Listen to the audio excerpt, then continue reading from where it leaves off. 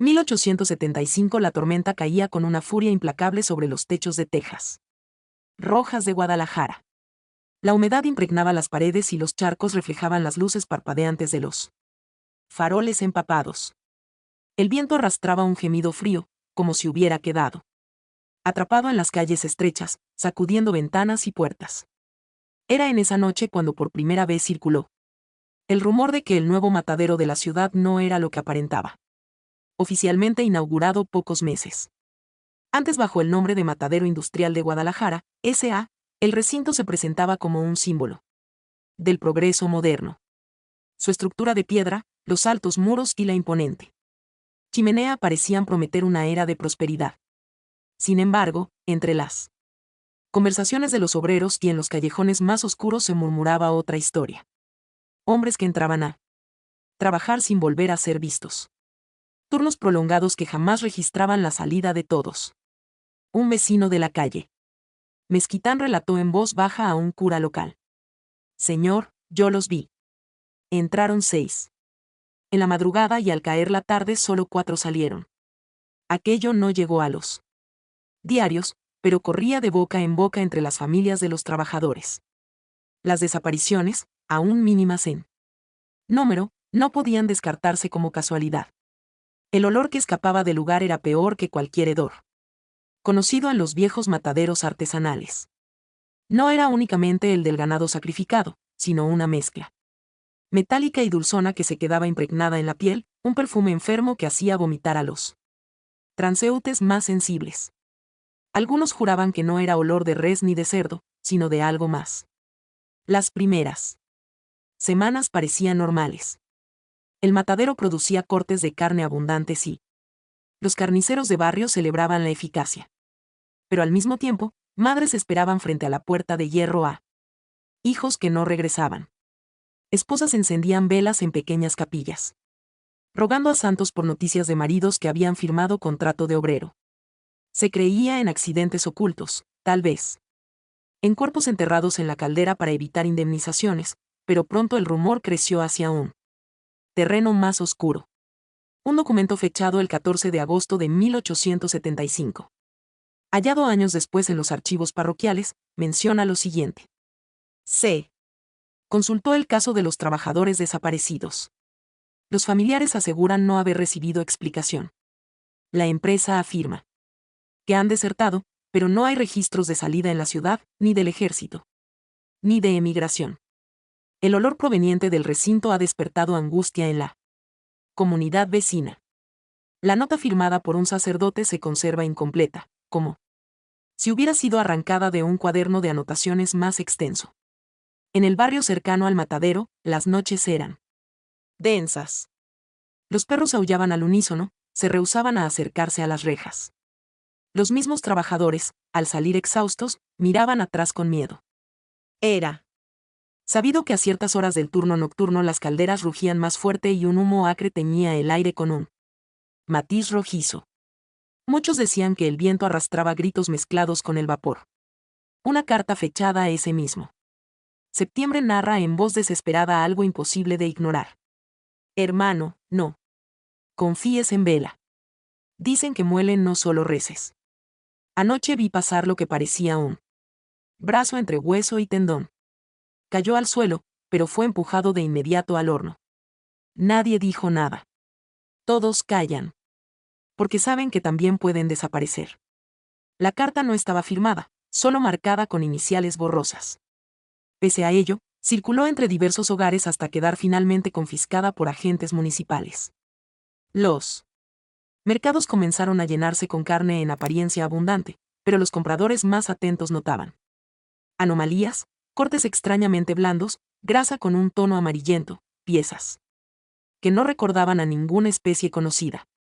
Hubo quienes juraron que ciertas costillas no correspondían a vaca alguna.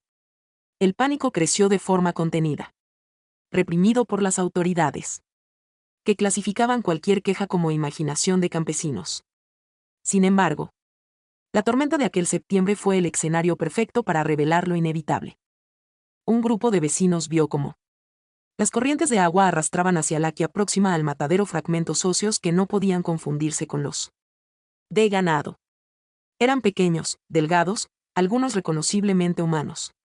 Los recogieron escondidas envueltos en costales y durante días intentaron que un médico confirmara sus sospechas. El doctor, que los examinó, jamás entregó un dictamen público. Poco después abandonó la región. En la ciudad, entre relámpagos y truenos, se gestaba una sospecha que iba más allá de desidia patronal. ¿Podría un centro industrial dedicado a la alimentación estar alimentándose también de los propios hombres que operaban sus máquinas?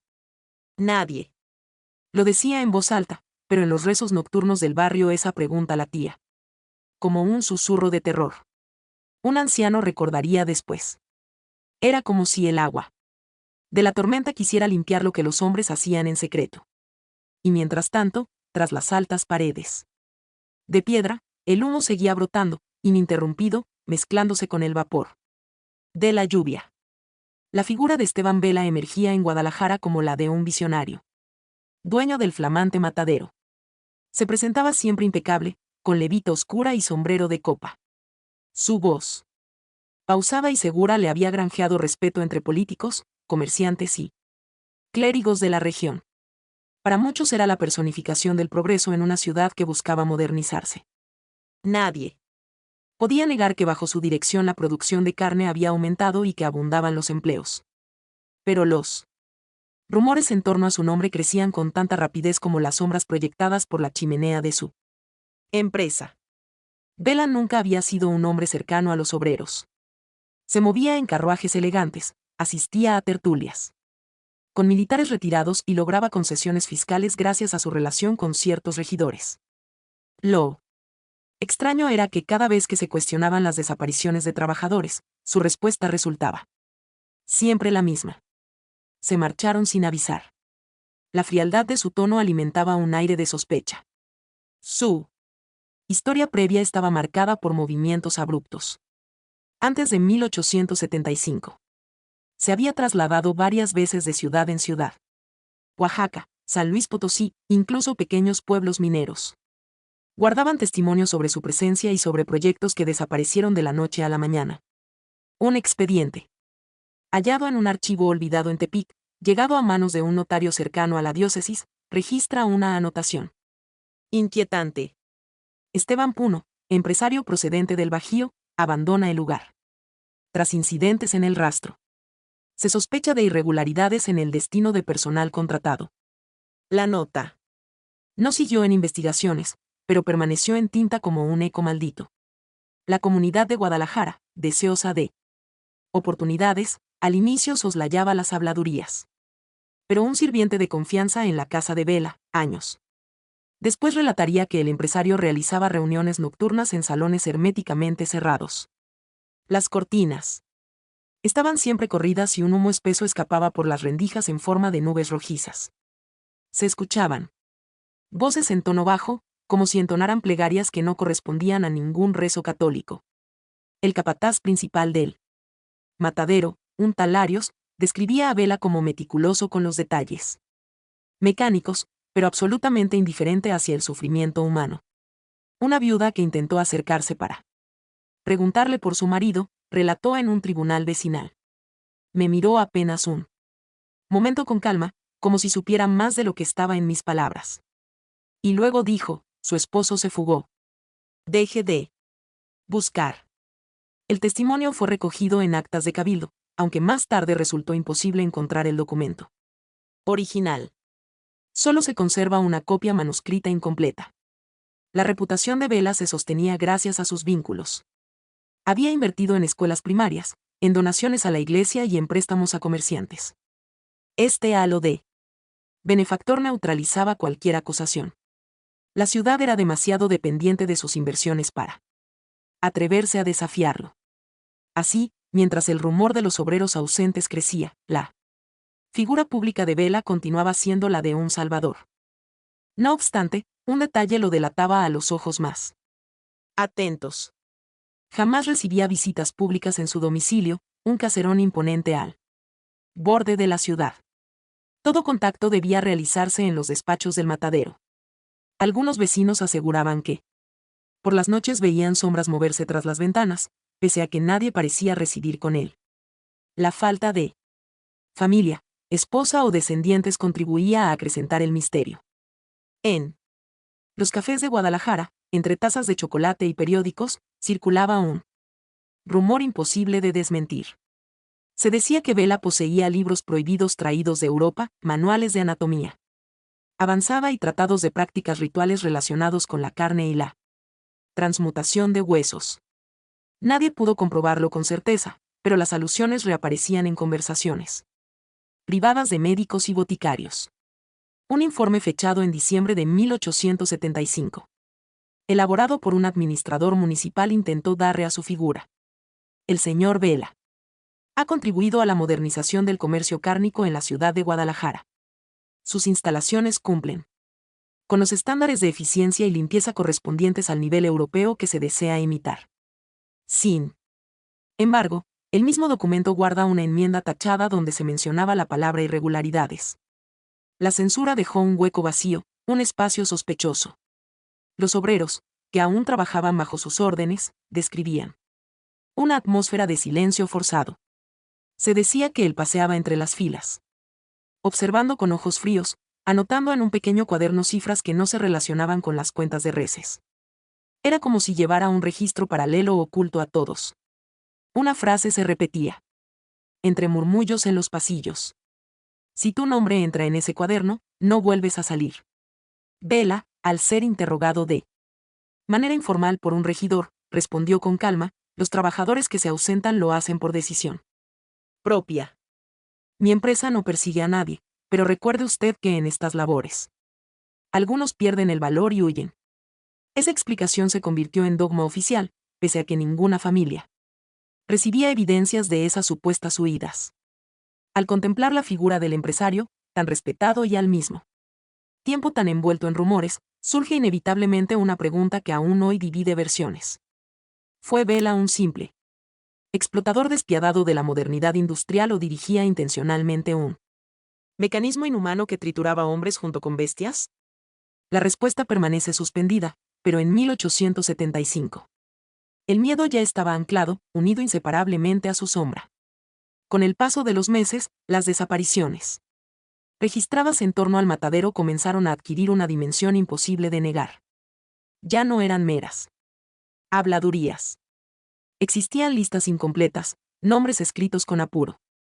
En hojas de contabilidad, anotaciones tachadas como si se intentara borrar rastros humanos de un archivo oficial. La primera pista contundente provino de un dependiente municipal encargado de revisar contratos laborales. Entre recibos de pago y registros de ingreso, observó que al lado de ciertos nombres aparecía una línea gruesa en tinta negra, sin explicación. Lo llamativo era que jamás existían documentos de renuncia, despido o traslado. Era como si esas personas hubieran dejado de existir de un día para otro. Las familias comenzaron a reunirse para comparar evidencias. Viudas, madres y hermanos compartían la misma experiencia. Un hombre saludable había partido rumbo al matadero para un turno nocturno y nunca más regresó. Una mujer relató que al acercarse a solicitar informes, el capataz le entregó la ficha de ingreso de su marido, pero el reverso del papel estaba manchado con salpicaduras rojas y detrás del nombre escrito se notaba un trazo de tachadura que parecía hecho con furia. En enero de 1876, un pequeño registro parroquial dejó constancia del creciente conflicto. La anotación decía: los fieles se quejan de pérdidas inexplicables. Las viudas imploran explicación. Algunos traen documentos incompletos con nombres borrados. Hemos elevado petición a las autoridades. Lo perturbador es que esa nota termina con una línea abruptamente interrumpida, como si alguien hubiera cortado el registro a la mitad de la frase. Se tiene constancia también de una libreta confiscada al contador del matadero cuando intentó renunciar. En sus páginas, además de cálculos de ventas, aparecían símbolos oscuros rodeando nombres que luego no constaban en ningún padrón de vecinos. Aquellos números jamás cuadraban con el total de cabezas de ganado sacrificadas. Se registraban 12 ingresos de reses, pero 14 salidas de lotes de huesos. Algo no encajaba. Testimonios orales recogidos En los mercados por un periodista frustrado revelan cómo los rumores se ataban a nombres concretos. ¿Recuerdan a Julio R. entró en septiembre y su madre aún lo espera? Otro respondía, lo vi. Anotado en la lista de obreros, pero cuando fui a pedir verlo, el capataz dijo que no trabajaba allí, como si lo hubiera soñado. La desesperación crecía, lo que se borraba de los registros parecía también borrar memoria. En una carta enviada por un escribano a un juez distrital se leía lo siguiente: Señor, me preocupa constatar que al revisar los padrones de obreros faltan folios completos.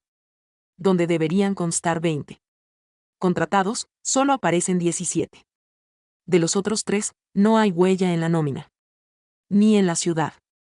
La gente comienza a murmurar que no son fugas, sino consumos. Tal carta nunca obtuvo respuesta oficial. Lo más aterrador no era solo la ausencia de los nombres borrados, sino la coincidencia temporal. Con la aparición de nuevos pedidos de carne procesada. Cada vez que se tachaban 2 o 3 obreros de la lista, la cantidad neta de huesos molidos registrados en la fábrica aumentaba de manera proporcional. Los mismos carniceros de barrio, sin ser conscientes del trasfondo, comentaban con orgullo que la producción de la ciudad había duplicado la de años anteriores. Algunos registros fueron escondidos por familiares como reliquias de prueba. Un niño contó años más tarde que su madre guardaba en una caja un papel arrugado que decía Valentín Ortega. Ingreso nocturno, 22 de febrero. Lo extraño era que la fecha había sido raspada hasta borrar el día exacto y que la tinta parecía todavía húmeda después de semanas, como si alguien hubiera intentado reescribirla una y otra vez. Frente a esta marea de inconsistencias, ciertos hombres de letras buscaron organizar un comité de revisión. El intento terminó abruptamente cuando uno de ellos fue hallado muerto en las afueras de la ciudad con la cara irreconocible por los golpes. Los otros deshicieron de inmediato toda acción y el rumor quedó entonces atrapado entre la voz popular y el silencio oficial. Cada hogar conservaba su pequeño registro de pérdidas, mientras el matadero acumulaba archivos expurgados que ningún notario admitía haber visto. En ese juego de tachaduras y omisiones se edificó un vacío indescriptible. Decenas, quizás cientos de trabajadores desaparecidos, sus nombres devorados por la máquina burocrática, igual que sus huesos parecían serlo por las calderas ocultas del matadero. El hallazgo del cuaderno del capataz fue el primer indicio tangible que vinculaba directamente al matadero con algo más siniestro que meras desapariciones. El hombre se llamaba Ignacio Larios y su posición como jefe de cuadrilla lo convertía en una figura respetada, aunque temida, entre los obreros. Durante años cumplió con disciplina sus funciones hasta que un día de marzo de 1876, tras su repentina muerte en circunstancias opacas, entre sus pertenencias se localizó un cuaderno pequeño de tapas negras. El documento, manchado en varias páginas por grasa y sangre seca, contenía una serie de anotaciones rutinarias: número de reses, kilos de carne, horarios de molienda, pero intercaladas entre esas entradas técnicas aparecían frases que parecían escritas a escondidas como notas personales. Anoche ordenaron agregar huesos no marcados al lote. Oh, no son reses, son demasiado delgados los fémures. La escritura temblorosa sugería a un hombre dividido entre la lealtad a su patrón y el horror de lo que veía. Una de las páginas estaba fechada justo después de la tormenta de septiembre. El agua arrastró fragmentos hacia Laquia. Les dije que lo quemaran todo, pero era tarde. Reconocí un brazo. Otra línea. Apenas legible. Vela asegura que todo se transforma en el molino. Dice que es parte del progreso. El cuaderno circuló en secreto entre algunos trabajadores antes de ser confiscado por agentes municipales. Sin embargo, un sacerdote del barrio de Analco afirmaba haber copiado de memoria un pasaje completo e introducido huesos humanos en la tolva. Encajaban perfecto en el engranaje de molienda, igual que el ganado. No hubo protesta. Los hombres bajaron la mirada. Sé que si hablo terminaré en la misma caldera. El hecho de que os dejara esas palabras lo convertía tanto en testigo como en víctima anticipada. La aparición de este cuaderno nunca se reconoció de forma oficial. La versión difundida fue que Larios murió de fiebre y sus efectos personales se incineraron para evitar contagios. Sin embargo, entre los obreros circulaba la convicción de que había sido silenciado. La libreta, aunque mutilada en páginas, se mantuvo en la memoria colectiva como una prueba inapelable. Más perturbador aún era él. Detalle que se repetía en varias anotaciones. Él hablaba de ajustar huesos dentro de los engranajes, como si su tarea fuera calibrar la maquinaria no solo con restos de reses, sino con huesos humanos. La descripción indicaba una utilización consciente, sistemática, planificada. No era accidente, no era error, era un procedimiento oculto, pero establecido. Un testimonio oral de un joven aprendiz recogido años después. Aseguraba que vio con sus propios ojos cómo Larios lanzaba a la tolva fémures, que no correspondían al ganado. El capataz, lejos de mostrarse turbado, decía con voz seca: no preguntes, esto también nos sostiene. Esa frase quedó grabada como un eco del terror diario. Aún mutilado, el cuaderno mostraba símbolos extraños junto a ciertos nombres. Algunos parecían simples iniciales, otros marcas semejantes a cruces retorcidas o círculos incompletos. Investigadores posteriores sostuvieron que se trataba de códigos para identificar a quien se debía silenciar, a quien eliminar. Las tachaduras, los números que no coincidían con las reses sacrificadas, las menciones a huesos demasiado angostos construían un panorama que helaba la sangre. La libreta de Larios fue vista por última vez en manos de un funcionario menor, quien al salir de Guadalajara, rumbo a Colima, sufrió un accidente en carretera. El carruaje en que viajaba se incendió y con él desaparecieron todos sus papeles. Nadie volvió a hablar del tema de manera oficial. Sin embargo, entre los muros de piedra del matadero, cada vez que los engranajes rechinaban con fuerza, los sobrevivientes juraban escuchar el golpe seco de huesos humanos quebrándose bajo la molienda industrial. Larios quizás había querido dejar un testamento secreto para aquellos que pudieran todavía atreverse a escuchar. El testimonio de una viuda fue lo que convirtió los rumores en una atrocidad imposible de disfrazar. Su nombre era Rosa María Saldaña, esposa de un obrero desaparecido en noviembre de 1875. Durante meses esperó frente a la puerta del matadero, llevando consigo una fotografía descolorida de su marido y una carta de recomendación que él había entregado al capataz.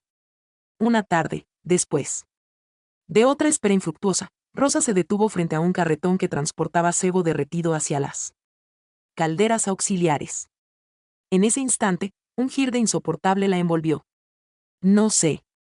Parecía al olor de cuero ni al de vísceras de reses. Era algo más penetrante, con una dulzura putrefacta, que ella juraba reconocer, el olor de su esposo. Llorando, acudió a la parroquia y le confió su convicción al padre Cristóbal Gámez. Padre, sé que era él. Nadie me quitará de la nariz ese olor. El sacerdote, aunque conmovido, le respondió que debía guardar silencio, pues acusaciones de esa naturaleza podrían significar su ruina. Pero Rosa no cayó. Días después comenzó a repetir en el mercado lo que había sentido, asegurando que la grasa de su marido se derretía entre el cebo del ganado. Su relato corrió como pólvora y pronto otros familiares aseguraron haber sentido lo mismo. Perfumes enfermos que les recordaban el sudor, la piel o incluso el aliento de quienes habían desaparecido. Esa identificación emocional, imposible de comprobar en términos racionales, fortaleció el miedo colectivo. Comer carne del matadero empezaba a provocar sospechas. Las familias miraban con recelo las ollas humeantes, temiendo que dentro de la sopa se escondiera una huella humana. Una noche, Rosa María fue escuchada gritando en la plaza central que los carniceros vendían restos de su esposo, mezclados con chorizo. Fue rápidamente callada por agentes municipales, quienes la describieron como histérica. Sin embargo, un escribano que presenció la escena consignó en su diario personal: no me pareció delirio. Su voz temblaba como la de alguien que reconoce una verdad insoportable. La multitud se dispersó, pero los ojos de los presentes revelaban más miedo que burla. Poco después, Rosa se presentó ante la alcaldía con un trozo de grasa que había recogido cerca de las calderas. Extendió el paquete envuelto en un paño mugriento y exigió que un médico lo analizara. El funcionario de turno la hizo esperar horas y finalmente le respondió que era Simple desperdicio animal carente de importancia. No se levantó informe alguno. El fragmento desapareció de su custodia y jamás volvió a mencionarse. Con el tiempo, la mujer quedó aislada. Muchos temían acercarse a ella, no por incredulidad, sino por miedo a que la vigilancia de Bella cayera sobre sus familias. Algunos vecinos deslizaban comida por debajo de su puerta, pero pocos aceptaban visitarla. Rosa, debilitada, escribía pequeñas notas que dejaba en las puertas de la iglesia. Lo que queman allí dentro no son reses. Un registro oral recogido décadas después por un nieto de carniceros recuerda que su abuelo no podía cocinar estofado sin sentir náuseas. Decía que el cebo chisporroteaba con un olor humano. Al escucharme reír, me respondía serio: tú no oliste lo que yo olí, niño. Recuerdo, aunque transmitido en familia, ejemplificaba hasta qué punto la percepción de la carne había quedado marcada de horror. Rosa María desapareció misteriosamente en enero de 1877. La versión oficial indicó que había caído enferma y fue trasladada a un hospicio, aunque nadie confirmó jamás su ingreso. Algunos aseguran que fue vista entrando al matadero en compañía de 2 hombres de chaqueta negra. Desde entonces, nunca más se supo de ella. Su casa quedó vacía, sus escritos borrados. Pero la memoria popular la conservó como la primera voz en señalar directamente el crimen. El matadero trituraba cuerpos humanos junto al ganado. Años más tarde aún circulaban dichos populares que recordaban su valentía. Huele como rosa, dijo, murmuraban los compradores cuando la carne despedía fragancia extraña. Nadie volvió a pronunciar su nombre en público, como si hacerlo atrajera el mismo destino. Y sin embargo, en la penumbra de los mercados, el eco del testimonio de la viuda persistía como advertencia silenciada. La primera inspección municipal al matadero ocurrió a mediados de 1877. Presionada por las denuncias crecientes en los barrios vecinos. El documento de apertura de la investigación fue breve. Visita técnica a instalaciones del Matadero Industrial de Guadalajara. Se procederá a evaluación de higiene y seguridad laboral. Aquella frase prometía rigor, pero lo que siguió fue un procedimiento tan superficial y contradictorio que pronto se interpretó como una farsa deliberada. Ese día, 3 inspectores municipales acompañados por un escribano ingresaron por la gran puerta de hierro. Los obreros los observaron con un silencio sepulcral. El olor, tan penetrante que algunos visitantes externos vomitaban con facilidad, pareció no causarles impresión. Más tarde se supo que habían sido advertidos de no mencionar nada que pudiera generar alarma en la población. Los inspectores recorrieron las áreas principales, corrales, zona de matanza, hornos y depósitos. El escribano tomó notas rápidas. Se limitaban a comprobar que hubiera agua suficiente, que la maquinaria funcionara, que las reses estuvieran marcadas. No se hizo mención alguna al hedor anómalo, ni a las manchas en el suelo que parecían ser de sangre diferente a la de ganado. Tampoco se registró el extraño hecho de que varios pasadizos permanecieran cerrados con cadenas, impidiendo acceso a zonas desconocidas. Un testimonio posterior de un obrero asegura que antes de la llegada de la inspección, Bella ordenó quemar toneladas de despojos en el horno central durante toda una noche. El humo rojizo se alzó sobre la ciudad y hasta la cúpula de la catedral amaneció cubierta por una pátina oscura.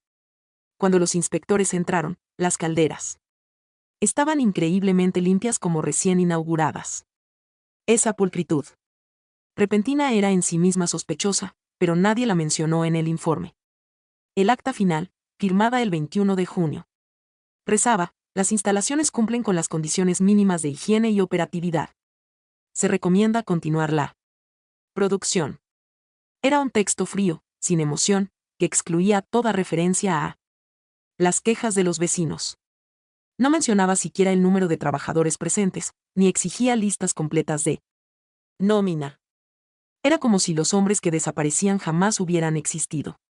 Afuera, la comunidad esperaba respuestas. Varias viudas se reunieron frente a la alcaldía al escuchar del informe.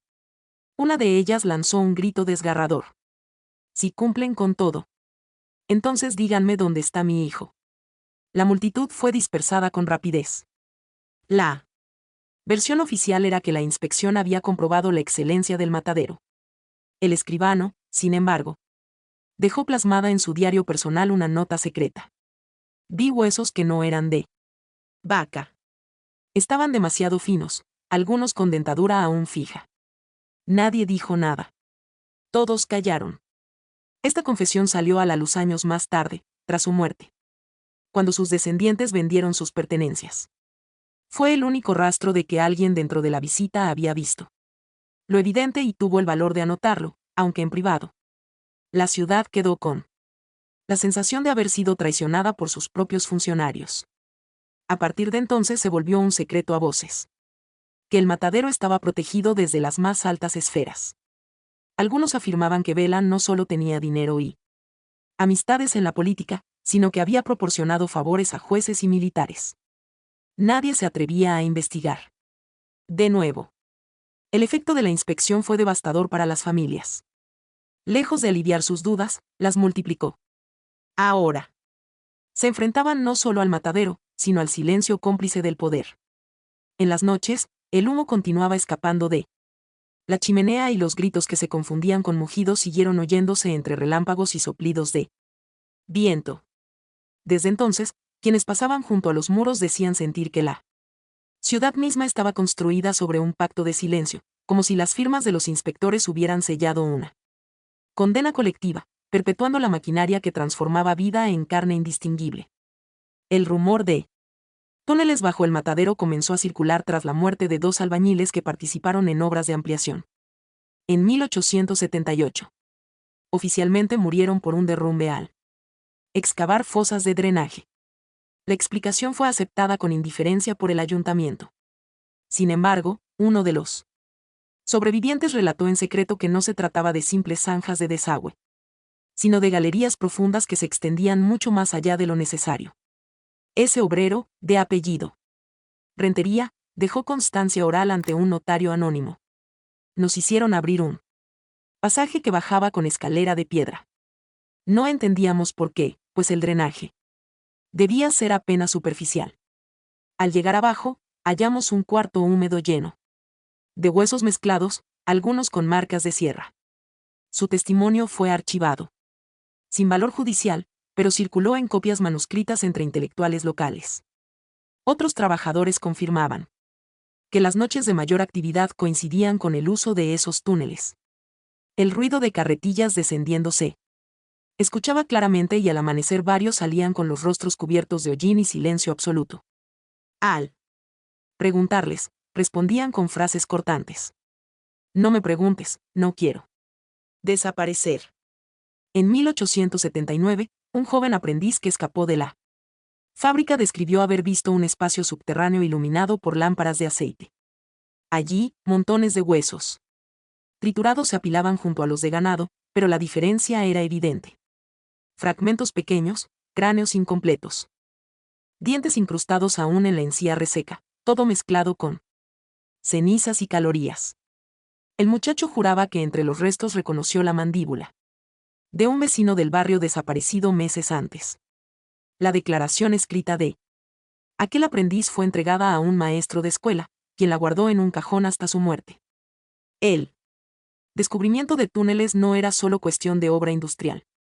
Había pasadizos que conectaban con Laquia Mayor y otros que llevaban directamente hacia las criptas viejas de una iglesia arruinada. Algunos sostenían que la construcción obedecía a fines rituales, que los pasillos profundos servían para encerrar no únicamente cuerpos, sino también prácticas prohibidas. Los rumores se intensificaron cuando vecinos escucharon en plena madrugada un estruendo subterráneo, como el lamento amplificado de un centenar de voces.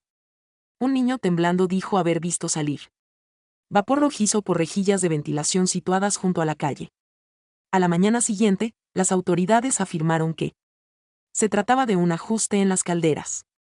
El fragmento más macabro provino de un fragmento de nota hallada en los restos de un barril. Entregados huesos sin marca, fémures y radios se adaptan con exactitud al molino subterráneo. Proceso seguido sin novedad. No estaba firmada, pero llevaba el mismo estilo de anotación que se había observado en el cuaderno de Larios, el antiguo capataz. Con el tiempo, Ningún trabajador quiso volver a excavar en aquella zona. Se corría el rumor de que los hombres asignados a esa tarea estaban destinados a terminar en los mismos montones de huesos que debían ocultar. Los túneles se convirtieron en un símbolo de miedo colectivo, un espacio invisible bajo los pies de la ciudad que parecía aguantar el peso de todos los secretos. Durante años, algunos vecinos juraron haber oído golpes metálicos salir desde bajo tierra, incluso cuando el matadero ya guardaba silencio al exterior. Decían que eso probaba que los procesos nunca se detenían, que los huesos seguían siendo triturados bajo los cimientos. La existencia de los túneles jamás se reconoció en un plano oficial. Pero aún hoy en los alrededores relatos orales hablan de pasadizos cegados y de muros que al ser picados devuelven un eco hueco. Tal vez bajo Guadalajara sigan extendiéndose esas galerías donde humanos y ganado fueron fundidos en una sola materia imposible de distinguir. El papel de la prensa local en aquella época fue decisivo para consolidar el silencio.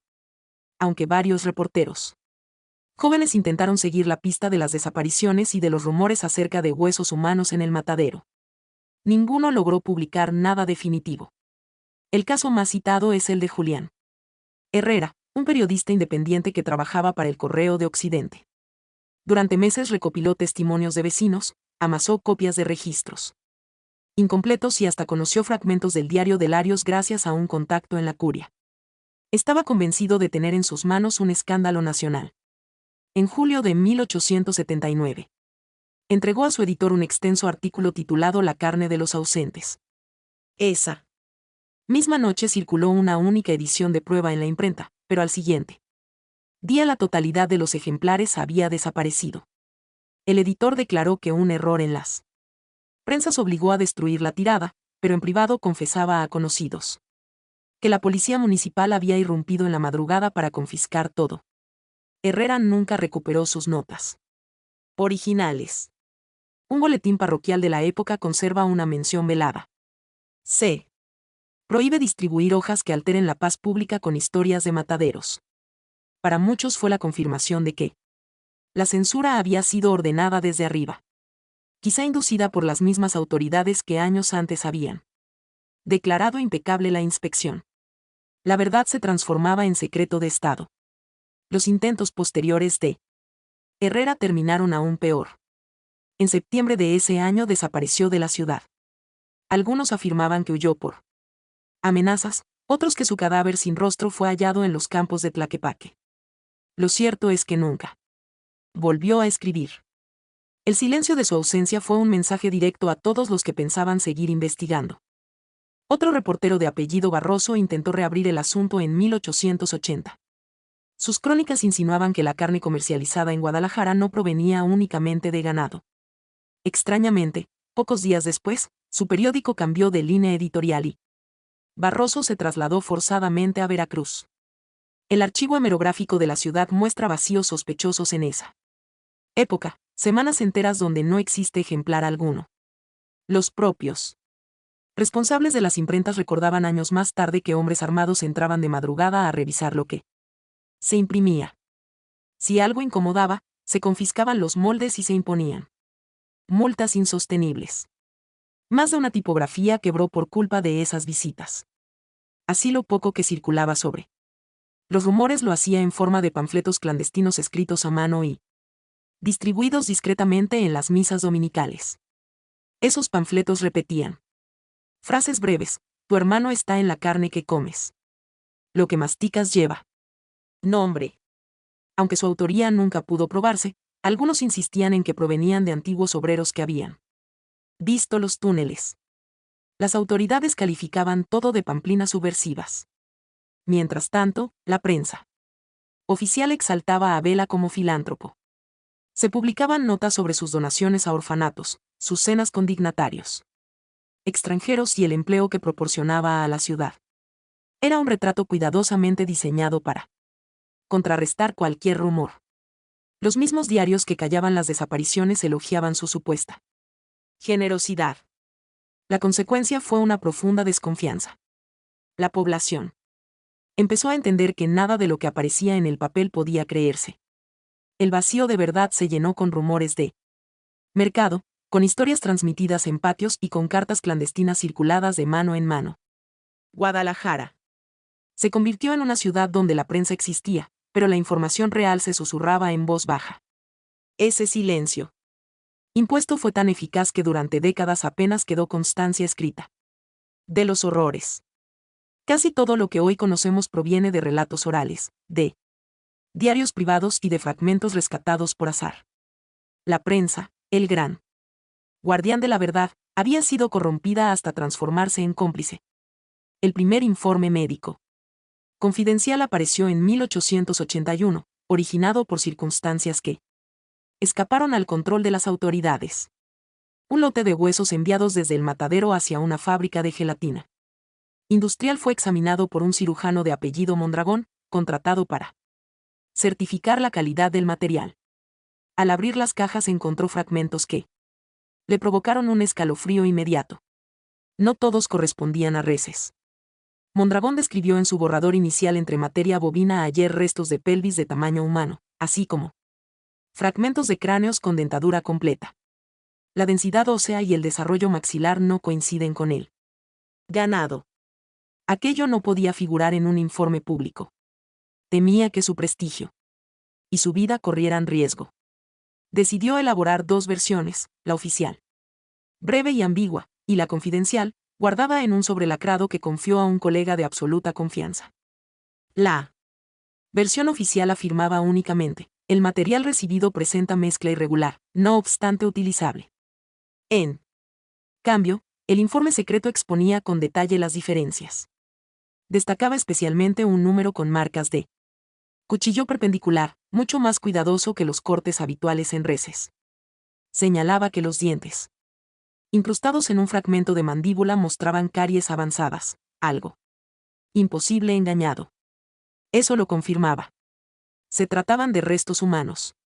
El colega que recibió el sobre fue el médico rural Joaquín Espinosa, quien años más tarde relató a su hijo cómo su padre lloraba al leerlo. Decía que la ciudad se estaba comiendo a sí misma. Espinosa escondió el documento en un doble fondo de su escritorio. Décadas después, durante unas reparaciones, fue hallado deteriorado, pero aún legible, confirmando los rumores que durante generaciones parecieron increíblemente oscuros como para ser verídicos. En paralelo circularon historias de enfermos que tras consumir carne barata ya al matadero presentaban síntomas inesperados, fiebre persistente, insomnio y pesadillas repetitivas en las que veían rostros conocidos convertidos en carne. Aunque los médicos los clasificaban como trastornos digestivos, algunos sospechaban que había algo más profundo, tal vez un eco psicológico del horror. El informe confidencial de Mondragón contenía también un párrafo final inquietante. Si esto continúa, no se trata ya de ocultar desapariciones, sino de una integración de la ciudad en su propia cadena alimenticia. Nunca volvió a escribir sobre el asunto. A los pocos meses abandonó Guadalajara y se instaló en Zacatecas. Se decía que había recibido amenazas veladas, anónimos deslizados bajo su puerta con frases en tinta roja. No miren más de lo que debe ver. El documento, aunque escondido, sirvió como chispa en pequeños círculos clandestinos. Intelectuales y estudiantes de medicina, al enterarse de fragmentos del contenido, empezaron a recopilar rumores y a transmitirlos secretamente, pero la mayoría callaba. El riesgo era demasiado alto. No era solo que se tratara de carne contaminada o de corrupción.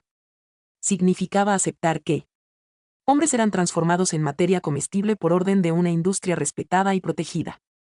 A pesar de la claridad del hallazgo, ninguna institución quiso intervenir. El gobierno local declaró que cualquier mención era producto de enemigos del progreso.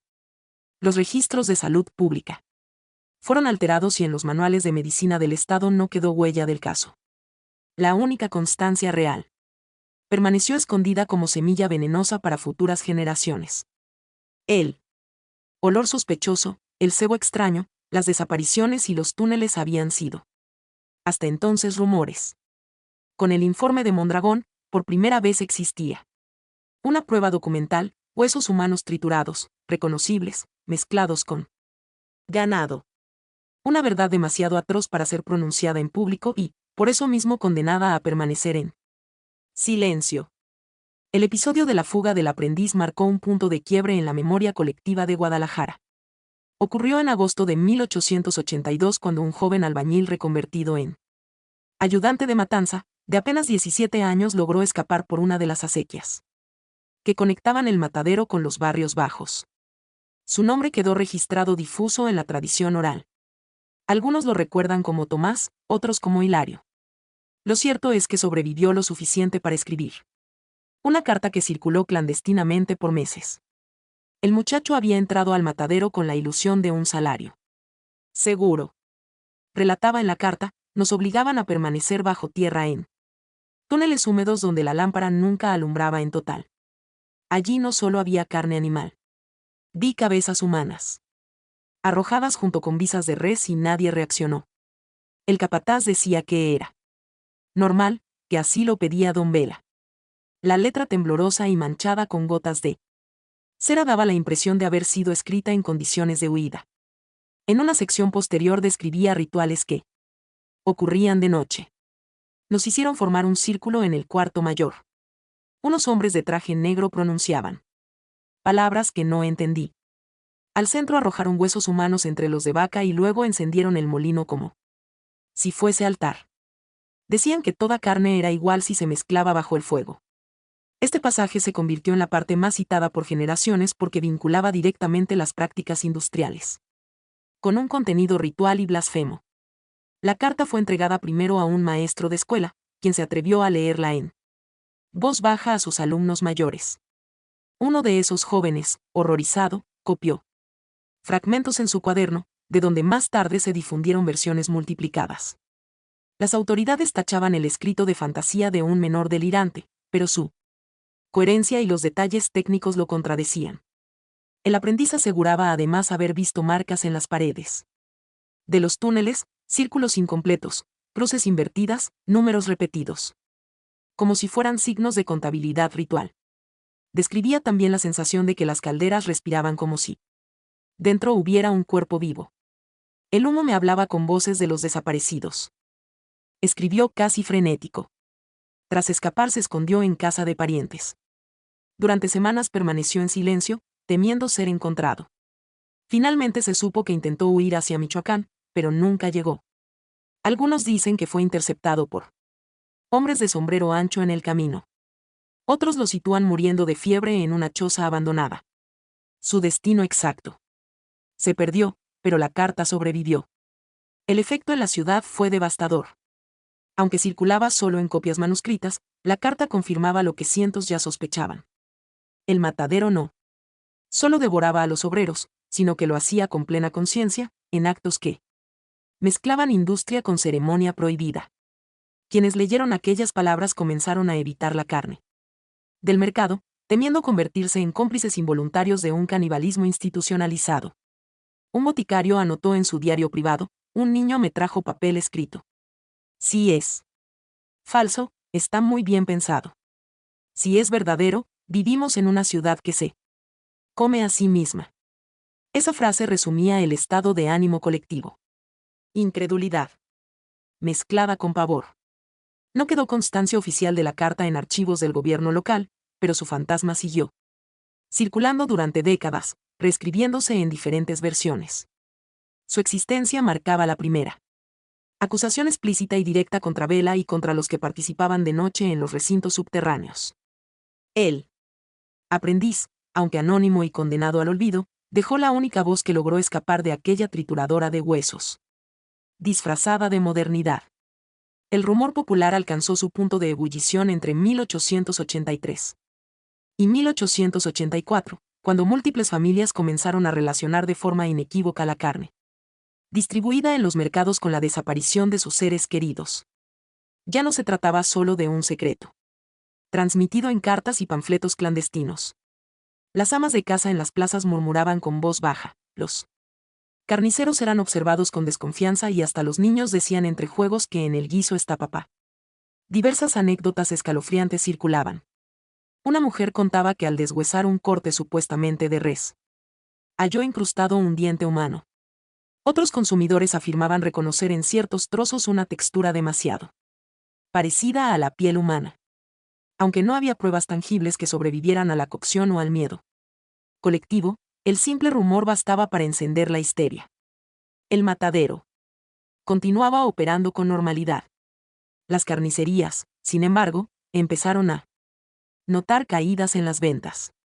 Ante las sospechas, algunos comerciantes comenzaron a jurar públicamente que la carne provenía solo de ganado. Los compradores, lejos de tranquilizarse, respondían con una frase que se volvió letanía: lo juras porque tienes miedo, no porque sea verdad. En esos meses, Guadalajara parecía dividirse en dos realidades.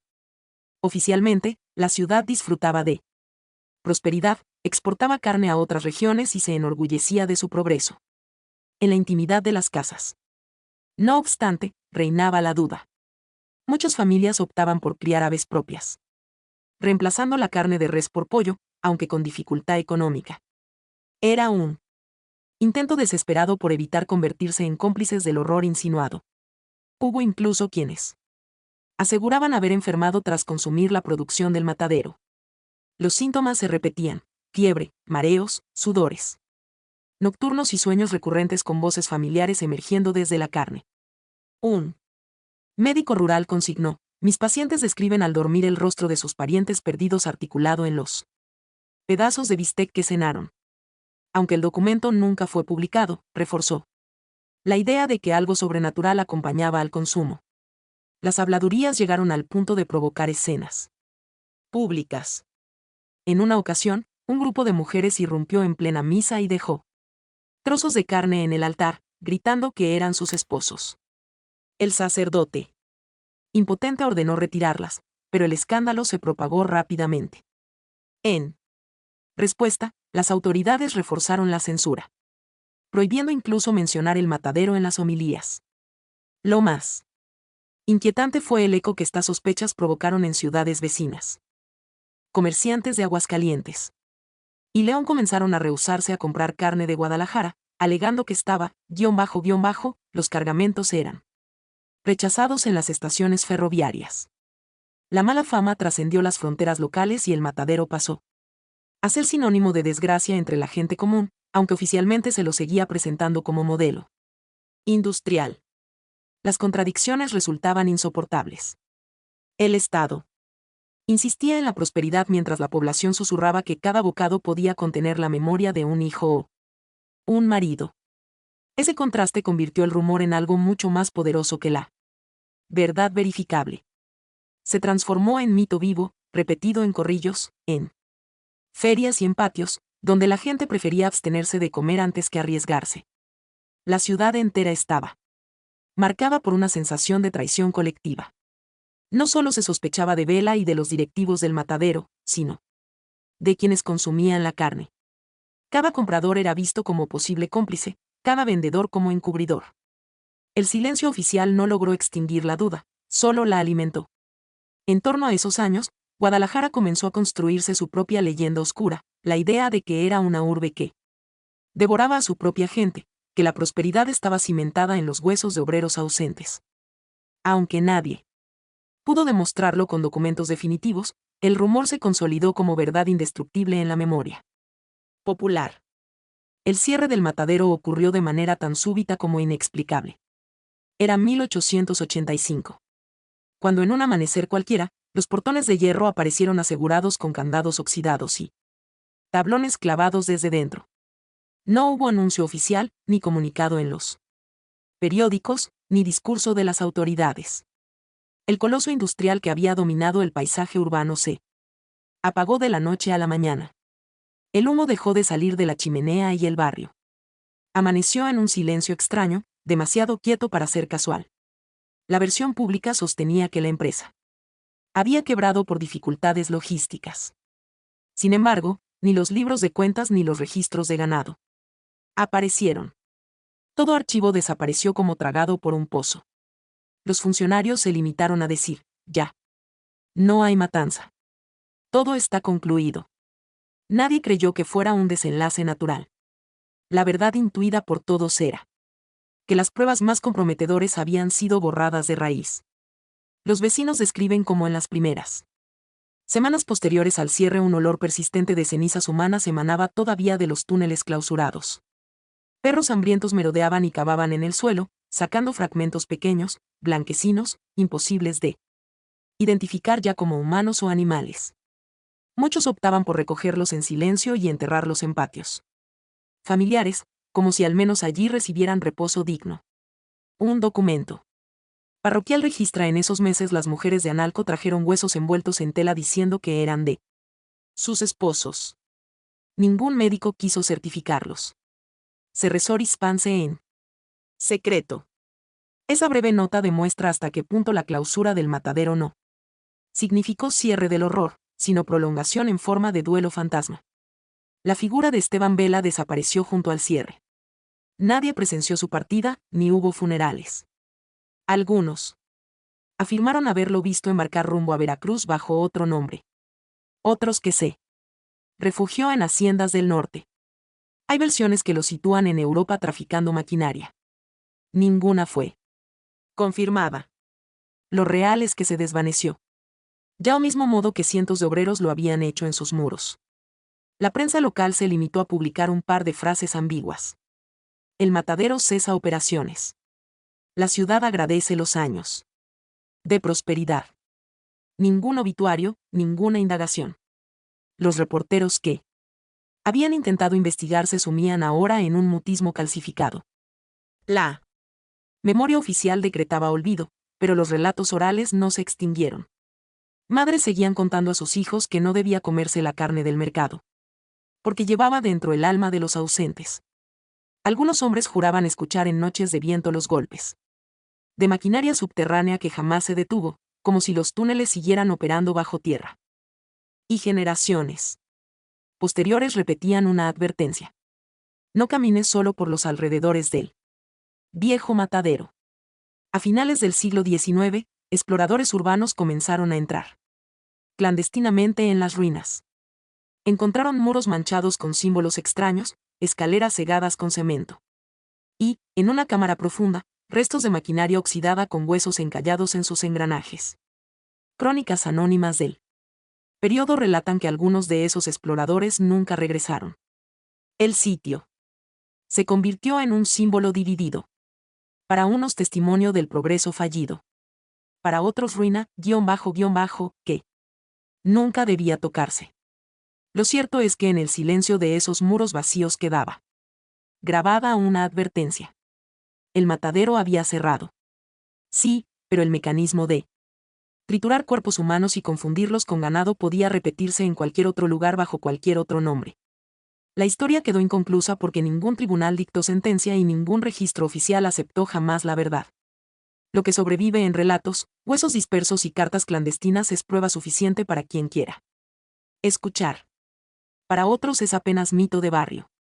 Pero cada cierto tiempo, cuando el aire de Guadalajara se impregna de un olor dulzón y metálico, los vecinos aún murmuran.